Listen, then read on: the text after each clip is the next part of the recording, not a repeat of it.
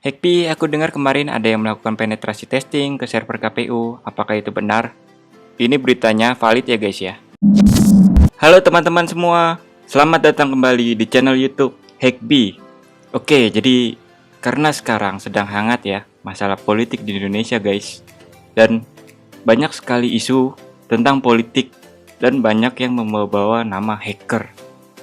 Jadi hari ini saya akan membahas sedikit tentang politik versus hacker ya guys ya. Sebelum kalian melanjutkan menonton video ini, silakan klik tombol subscribe dan like video ini.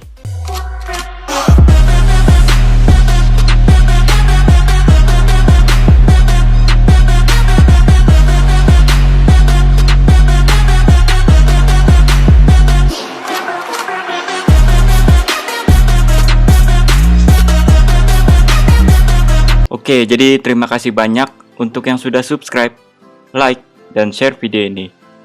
Mungkin banyak ya dari kalian yang bertanya-tanya tentang politik di Indonesia saat ini.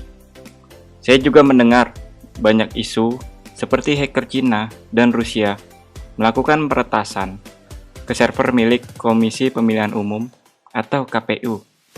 Oke, jadi di sini menurut pengelola akun itu, upaya peretasan diduga datang dari Cina.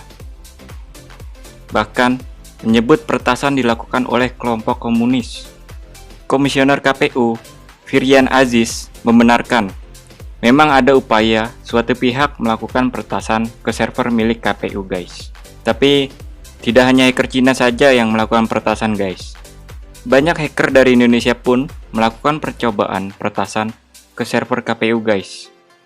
KPU menyebutkan ada ratusan hacker yang mencoba meretas sistem informasi teknologi IT mereka. KPU mengatakan percobaan meretas ini terjadi setiap hari guys. Setiap hari, dalam satu hari, bisa ratusan yang menyerang, kata komisioner KPU yaitu Hashim Asyari di gedung KPU guys. Namun, Hashim memastikan hingga saat ini sistem IT KPU masih aman dari peretasan. Dia mengatakan KPU sendiri memiliki IT profesional yang bisa mengatasi guys. Di sini disebutkan ya alhamdulillah Tuhan masih lindungi KPU. Tenaga IT KPU, anak bangsa dari seluruh Indonesia, ada dari kampus, ada dari profesional IT, kata Hashim. Dan setelah saya cek, memang benar guys, banyak sekali aksi peretasan ke server KPU. Dan juga serangan DDoS ke server KPU itu sangat banyak guys. Oke, mungkin banyak dari kalian ya saat mengecek server KPU itu sering lag atau bahkan mungkin bisa down guys. Oke, jadi di sini emang ada beritanya ya guys ya. Terkait dengan tumbangnya atau down situs KPU, pengurus ID Institute Irwin Day berpendapat insiden ini bukan pertama kali melanda server lembaga negara tersebut dalam masa pemilu guys. Irwin mencatat sudah berkali-kali server KPU tumbang, setidaknya terjadi di 2 pemilu terakhir, ketika pilkada serentak lalu dan pemilu kini guys. Dan jika kalian melihat, serangan kebanyakan berasal dari negara US ya guys ya. Oke, jadi di sini saya mau coba untuk meluruskannya ya guys ya. Jika memang IP yang melakukan serangan DDoS itu berasal dari negara US yang dilakukan oleh hacker US, sepertinya itu tidak masuk akal ya guys ya. Kenapa nggak masuk akal guys? Karena menurut saya, kenapa hacker dari negara US melakukan serangan DDoS ke server KPU guys? Karena kalau menurut saya ya, hacker US tidak ada sangkut pautnya dengan KPU guys. Jadi yang paling masuk akal dengan teori ini adalah seseorang pelaku DDoS itu berasal dari Indonesia guys, menggunakan VPN negara US untuk merubah IP-nya dengan IP milik US guys, agar tidak mudah terlacak ya guys ya. Oke, titik jebret boom shakalaka. Oke, jadi apakah server KPU itu diretas dengan DDoS guys? Oke, kalau ini mungkin banyak yang bertanya ya guys ya, karena banyak sekali serangan DDoS ke server KPU guys. Jadi saya jelaskan lagi guys. Jika seseorang hacker melakukan serangan DDoS ke suatu server, maka hanya akan membuat server berjalan pelan atau lemot seperti loading lama. Mungkin paling parahnya ya, hanya servernya tidak bisa dibuka guys alias down. Jadi Jika hacker melakukan DDoS, apakah datanya itu bisa berubah? Jawabannya tidak guys. Karena DDoS itu hanya membuat server lag saja guys, tidak merubah data apapun. Oke, jadi percuma ya kalian melakukan DDoS, ya hanya merepotkan yang input data aja guys.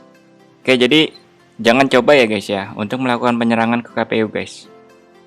Oke, lanjut. Hackbee, aku dengar kemarin ada yang melakukan penetrasi testing ke server KPU. Apakah itu benar? Yang saya tahu, ini beritanya valid ya guys ya. Oke, ada beritanya. Tersangka sudah diamankan petugas dari Bareskrim Polri yang dibantu jajaran kita pada Senin 22 April lalu. Pada sore hari dan malamnya langsung dibawa ke Mabes Polri, kata Kapolres Payakumbuh AKBP Endra Setiawan Setio Wibowo. Oke, sebelumnya saya jelaskan apa itu bug bounty ya guys ya. Hacker atau peretas white hat atau peretas baik, mereka tidaklah jahat guys. Jika mereka menemukan celah atau bug di suatu server, mereka pasti akan melaporkan celah atau bug ke pemilik servernya guys. Biasanya mereka melakukan penetrasi testing untuk mendapatkan hadiah, reward, atau apresiasi saja guys. Jadi memang benar, beberapa waktu lalu ada seorang pentester bug bounty yang mencoba untuk mencari celah di server KPU guys. Dan dia mendapatkan sebuah celah atau lubang atau bug di dalam server KPU. Setelah dia mendapatkan lubang atau bug, dia langsung melaporkannya ke pemilik servernya guys. Nah, di sini yang saya tahu, memang jika ada bug bounty yang menemukan suatu celah atau bug dan melaporkan celahnya atau bug ke pemilik server, biasanya akan diberi suatu penghargaan guys. Misalnya seperti sertifikat ataupun reward seperti uang dan sejenisnya guys. Tapi Hackbee, yang saya dengar dia ditangkap. Nah, itu dia guys. Jadi gini ya, sekarang sedang hangat-hangatnya guys tentang politik ya. Karena ini masih masa pemilu ya guys ya. Sebenarnya, pihak berwajib tidak menangkap penemu bug itu guys. Hanya diamankan saja. Tapi tidak sampai di penjara guys. Jadi di sini, saya memiliki suatu teori kenapa pihak berwajib mengamankan penemu bug KPU. Kalau menurut saya, pihak berwajib meminta penemu bug tersebut untuk membantu menutup celah yang ada di server milik KPU untuk mengamankan server milik KPU guys. Tapi Hackbee, kenapa diamankan penemu bugnya? Jadi gini ya guys ya, jika kita mempunyai sebuah kelebihan, tidak ada salahnya kita membantu pihak berwajib untuk melakukan sebuah kebaikan guys. Dan terima kasih banyak karena banyak juga hacker Indonesia yang membantu untuk mengamankan server KPU. Oke, jadi itu berita baiknya ya guys ya. Sekarang berita yang sedikit buruk guys. Lalu, apakah yang terjadi ketika server KPU diretas? Oke, jadi yang saya akan sebutkan ini adalah fakta ya guys ya. Saya percaya KPU itu sudah dipegang oleh IT yang hebat. Jadi tidak mudah untuk diretas ya guys ya. Skenario terburuknya guys, yang saya tahu, meskipun data yang ada di tampilan server KPU itu dirubah, hanya tampilannya saja ya guys ya, tetap pemilu tidak bisa dicurangi guys. Karena C1 itu dibuat 6 rangkap ya guys ya. Jadi meskipun KPU teretas, percuma ya. Karena C1 itu sudah dibuat 6 rangkap guys. Jadi misalnya C1 asli, hasilnya yaitu 50 banding 50 guys. Dan di KPU, awalnya 50 banding 50 dan KPU diretas guys dan menjadi 70 banding 30. Tapi jika C1 aslinya yaitu 50 banding 50, tetap ya kita ke C1 nya guys. Karena intinya percuma ya KPU diretas tidak akan merubah apapun guys. Nah, setelah saya berbicara tentang C1, mungkin banyak dari kalian ya yang bertanya, apakah C1 itu bisa dicurangi? Jawabannya tidak. Karena ada pengawas pemilu, ada saksi dari partai politik, ada saksi dari Dewan Perwakilan Daerah, ada saksi dari masing-masing pasangan calon presiden dan calon wakil presiden ya guys ya. Dan pengumuman yang transparan di setiap TPS, ada yang namanya kawal pemilu, dan yang terpenting, ada pengawasan dari masyarakat guys. Dan yang mesti kalian tahu, KPU dan Badan Pengawas Pemilu itu bukanlah alat pemerintah guys. 7 anggota KPU dan 5 anggota Badan Pengawas Pemilu itu dipilih oleh Komisi 2 Dewan Perwakilan Rakyat Republik Indonesia, guys. Jadi menurut saya, apakah KPU itu curang? Tidak. Kok Hekbi kayak support ke satu kubu? Di sini saya tidak mempersalahkan atau mensupport salah satu kubu ya guys ya. Bagi yang menang ya selamat, dan yang kalah jangan kecil hati. Semoga kedepannya Indonesia, negara tercinta saya, semakin maju. Dan meskipun pilihan kamu menang atau kalah, kalian harus ingat ya guys, moto atau semboyan bangsa Indonesia yang tertulis pada lambang negara Indonesia, yaitu Garuda Pancasila, adalah Bhinneka Tunggal Ika, yang artinya berbeda-beda tetapi tetap satu. Oke, jadi itu adalah pesan saya guys ya. Oke, lanjut ke giveaway ya guys. Jadi inilah yang ditunggu-tunggu dari para penonton channel YouTube Hekbi. Saya akan umumkan 2 orang pemenang yang beruntung dari giveaway Spot TV Premium yang dipersembahkan langsung dari channel YouTube Hekbi. Dan pemenang giveaway Spot TV Premium jatuh kepada Yandri Elzain dan Ananda For. Sore, jadi tepuk tangan.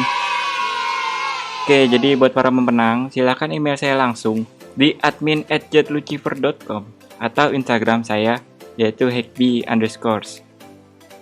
Dan untuk kalian semua yang sudah komen, terima kasih banyak.